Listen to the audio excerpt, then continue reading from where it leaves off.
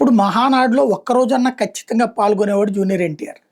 ఆ తర్వాత అతన్ని పక్కన పెట్టాలని నిర్ణయించుకున్నప్పటి నుంచి జూనియర్ ఎన్టీఆర్‌కి పిలుపు రాకపోవడం, అదేమని అడిగినప్పుడు ఎందుకు పిలవాలా? అతని కార్యకర్తల్ని పిలుస్తారా బొట్టు పెట్టి అంటూ బిగిన్ చేయడంతో అయిపోయి ఆ తర్వాత అతను మహానాడుకి దూరం అవుతా ఉన్నాడు.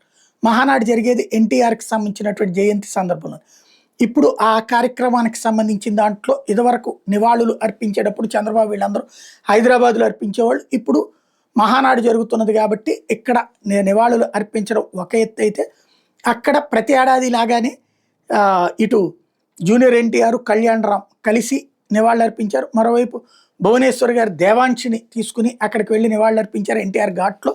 మరోవైపున ప్రతి ఏడాదికి మళ్ళీని జూనియర్ ఎన్టీఆర్ ఒక అడ్వర్టైజ్మెంట్ ఏదైతే మీ పాదం మోపక తెలుగు ధరిత్రి చిన్నబోతోంది, మీ రూపు కానక తెలుగు గుండె తల్లడిల్లిపోతోంది, పెద్ద మనసుతో ఈ ధరిత్రిని ఈ గుండెని మరొక్కసారి తాకిపోతా సదా మీ ప్రేమకు బానిసనంటూ అడ్వర్టైజ్మెంట్ ప్రతి ఏడాది ఇస్తుంటారు.